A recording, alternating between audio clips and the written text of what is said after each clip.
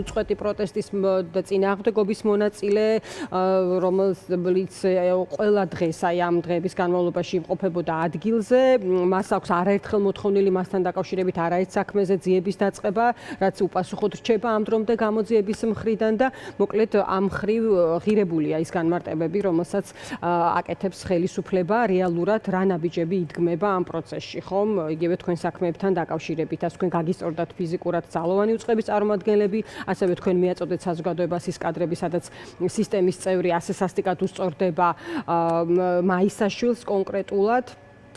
და რა შეგიძლიათ გითხრათ თქვენ, აი რაც მოვისმინეთ იმის გათვალისწინებით რეალურად რაზეა საუბარი, რასთან გვაქვს საქმე, რა არის, რა კითხვები გრჩებათ ამ ნივთიერების ირგვლივ? მოგესალმებით, მივესალმებით თქვენს მაყურებელს, მადლობა ანა მოწვევისთვის.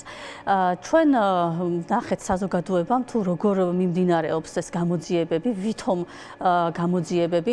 მინდა გითხრათ, რომ მე პირადად მოვყევი იმ ეგრეთ წოდებული წყლის ჭავლში, სადაც გარეული იყო ეს ქიმიური ნივთიერება დიდი ალბათობით, იქიდან გამომდინარე, რომ მე მზად ვიყავი წყლის ჭავლისთვის, უბრალოდ ვფიქრობდი, რომ დავსველდები და მეტი არაფერი, მაგრამ აღმოჩნდა, რომ მასში რაღაც ნივთიერება იყო ისეთი გარეული, რომელმაც ხელებზე, სახეზე გამოიწვია ტყისიერი წვა, თვალებიდან ვეღარ ვიხედებოდი უკვე და შემიშუპდა სასუნთქი გზები.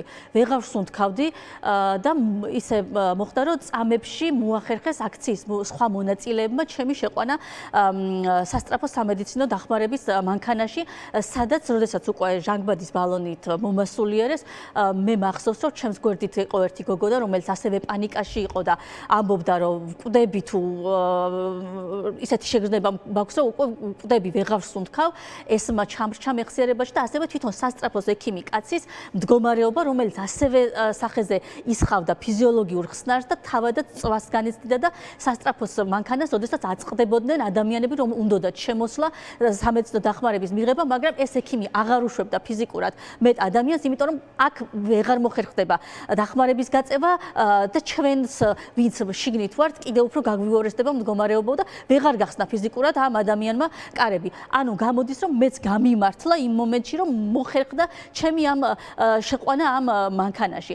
შემდეგ უკვე მე მახსოვს, ესე იგი, გაზის კაფსულა როგორ ჩამომივარდა ფეხებთან და მაშინაც გამეორდა თითქმის მსგავსი შეგრძნებები რუსთაველის თეატრთან, როდესაც ვიყავი და იყო ხალხის კეთილგონიერებისგან გამომდინარე არ მოხდა იქ ჭყლეტვა, თორე იმდენი 1000 ადამიანი იყო, იქ გაზის კაფსულების ჩაგდება იყო პირდაპირ მნიშვნელობით დანაშაული, იმიტომ რომ ამას შეიძლებოდა გამოეწვია პანიკა და ნევსის ჩასაგდები ადგილი რომ არ არის, იქ გაზის კაფსულები როგორ შეიძლება ჩაყარო და როგორ შეიძლება გაიმეტო ასე საკუთარი მოსახლეობა, ხო? ჩვენ მაშინაც გქონდა კითხვები თუ რა იყო ამ წყალში გარეული, მაგრამ ვერ წარმოვიდგენით ესეთ რაღაცას აქციის მონაწილეები, რომ ჩვენს წინააღმდეგ იქნა გამოყენებული ისეთი ქიმიური საშუალება, რომელიც აკრძალულია საერთოდ ასეთი დემონსტრაციების დროს რომ გამოიყენო, ხო? ამის წარმოდგენაც კი შეუძლებელი იყო. ანუ აი რო დავეყნოთ ამ განცხადება პასუხს, რომელიც ჰქონდა დღეს ირაკლი კობახიძეს, ანუ კიდევ ერთხელ მინდა გავიმეორო, ის ახსენებს 2007 და 9 წლებს და გამოდის, რომ 2015-17 წლის წინააღმდეგ ნივთიერებაზე არის ლაპარაკი, რასაც ის ამტკიცებს, რომ სწორედ მისი გამოყენება მოხდა და სწორედ ის შეასხეს თითოეულ თქვენგანს. გვაინტერესებს, როდის არის ნაყიდი ის ნივთიერება. ფაქტი არის, რომ ჩვენს წინააღმდეგ გამოიყენა ამ ხელისუფლებამ, ხო?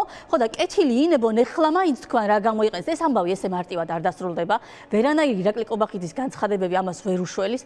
ფაქტი არის, რომ ასობით ადამიანი არის დაზარალებული, დღემდე განიცდიან ადამიანები ეფექტებს და შედეგებს ამ მოწამვლისას, სხვადასხვა ტიპის რეაქციები ჰქონდა ადამიანებზე, გააჩნია რა დოზით მოხდნენ ეს ადამიანები ამ სიტუაციაში. მე ერთხელ მოვყევი ამ წყლის ჭავლში, ორმაგ წყლის ჭავლში სხვათა შორის და დღემდე მხედველობასთან დაკავშირებით მეც მოქვს გაუარესებული მდგომარეობა და უკაცრავად ახლა ხალხი ბევრად მძიმე მდგომარეობაში არის, ვიდრე მე ახლა დავასახელებ ჩემი საკუთარი მდგომარეობა და ამ ადამიანებს უნდა გაეცეთ პასუხი და აუცილებლად მოუწევს ამ ხელისუფლებას, ეგრეთ წოდებულ ხელისუფლებას ხალხის და ადამიანურობის წინაშე ჩადენილი დანაშაულის გამო პასუხისგება. ეხლა რაც შეეხება შემდგომ მოვლენებს, დიახ, თქვენ სწორად ახსენეთ, ის კადრები, რომელიც მსოფლიომ შეძრა, არის ჩემი გადაღებული და როგორ უნდა ვიყო კმაყოფილი, მაგრამ ძალიან კმაყოფილი ვარ იმით, რომ საჭირო დროს, ესე იგი საჭირო ადგილზე აღმოჩნდი და იმ საშინელი სურათის მიუხედავად, რამაც ჩემზეც ძალიან დიდი გავლენა იქონია და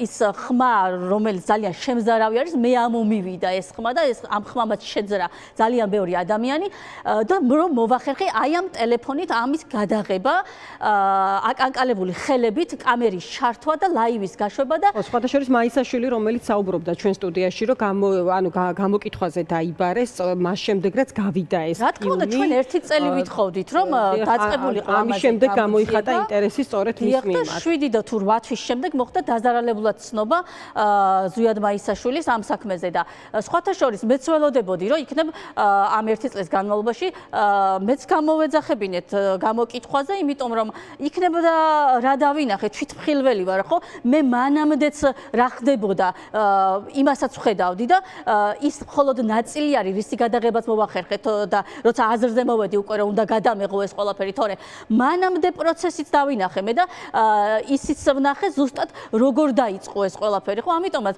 ბატონო მამუკა მდინარაძე, ვერავის ვერ შეაშინებ თქვენი გამოკითხვებზე დაძახებით, მე პირდაპირ ეთერში მოგმართავთ, რომ შეგიძლიათ დამიძახოთ და აუცილებლად მოვალ გამოკითხვაზე, იმიტომ რომ ჩემი თვალით ვნახე, როგორ გაუსწორდა სპეცრაზმის თანამშრომლები, ის შავი რობოკოპები, რომლებიც ადამიანების განადგურებაზე იყვნენ თითქოს დაგეშილები, როგორ უსწორდებოდნენ იქ ადამიანებს და როგორ მშვიდობიან და მოძრაობდა ზვიად მაისაშვილი და თავისი ძმა რუსთაველის გამზირზე, რომელიც თქვენმა ეგრეთ წოდებული ხელისუფლების სპეცრაზმელებმა სასიკვდილოდ გაიმეს. იმ წამებში ანა მე მქონდა განცდა, რომ ეს ადამიანი უბრალოდ მოკვდა.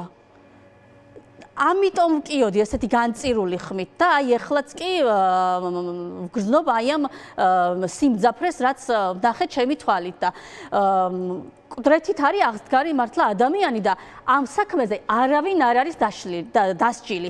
არც ერთი პოლიციელი, ძალიან კარგი, არც ერთი სპეცრაზმის თანამშრომელი. ძალიან კარგად ეცოდინება თვითონ ვინც ეს ჩაიდინა, ვინ იყვნენ ეს ადამიანები. გასაგებია, თეონა, გითხარით რითი მოგწამლეთ, დღეს არის დაგეგმილი აქცია და შეკრება, საპროტესტო აქცია მთავრობის ადმინისტრაციასთან, ასევე ხვალ იგეგმება მსვლელობა, ამის შესახებაც ინფორმირებულია კარგად ჩვენი მაყურებელი, ანუ რა არის მთავარი სათქმელი და ასევე ცხადია, რომ ამ შეკრების წევრები, მონაწილეები ტრადიციულად არიან ხოლმე და იქნებიან კიდეც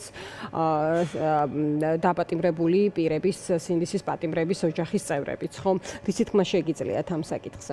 დიახ, ეს აქციები და ეს პროტესტი არის მნიშვნელოვანი და არ გაჩერდება. ჩვენ ვხედავთ, რომ ყოველ დღე არის უწყვეტი პროტესტი სხვადასხვა ჯგუფების, სხვადასხვა აქტივისტების მიერ ორგანიზებული. ჩვენ სხვათა შორის დღეს ვიყავით ჯანდაცვის სამინისტროსთანაც, მე და მარიკა არევაძე ვუწევთ ხოლმე ორგანიზებას საჯარო უწყებებთან აქციებს და ამას აქვს პერმანენტული ხასიათი.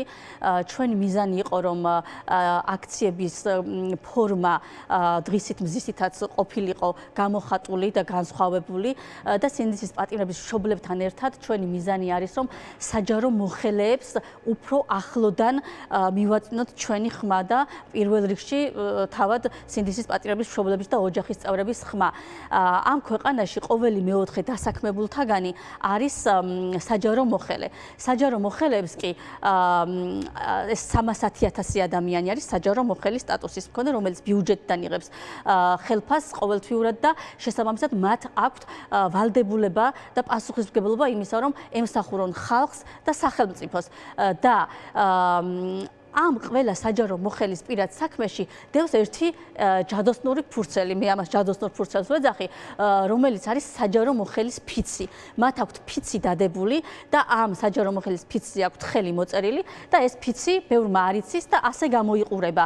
შეგნებული მაქვს საჯარო სამსახურში ჩემთვის დაკისრებული უდიდესი პასუხისმგებლობა და ვაცხადებ, რომ ერთგულად ვემსახურები ხალხსა და სახელმწიფოს. დავიცავ საქართველოს კონსტიტუციას, კანონებსა და სხვა სამართლებრივ აქტებს. პატივს ვცემ საჯარო ინტერესებს, ადამიანის უფლებებსა და თავისუფლებებს, კეთილსინდისიერად აღვასრულებ ჩემს მოვალეობებს. აი ეს არის საჯარო მოხელისფიცი, რომელზეც ხელი აქვს მოწერილი 310,000 ადამიანს. და ჩვენ იმისთვის მივდივართ ამ მოწყობებთან, რომ შევახსენოთ მათ ეს ფიცი, შევახსენოთ მათ ის პასუხისმგებლობა, რაც გააჩნიათ საზოგადოების, ხალხის და ქვეყნის წინაშე, რომ მათ არ დახუჭონ თვალი იმ უსამართლობაზე, რაც მათი დასაქმების ადგილებს მიღმა ხდება და არ უგულებელყონ ეს ყველაფერი, იმიტომ რომ ხვალდაზე გაუცლებად ეს ყველაფერი მათაც შეეხებათ. კი ბატონო, დიდი მადლობა. მადლობა თეონა, დაგემშვიდობები მარიკას ჩვენ ოდნავ მოგვიანებით დაველაპარაკებით.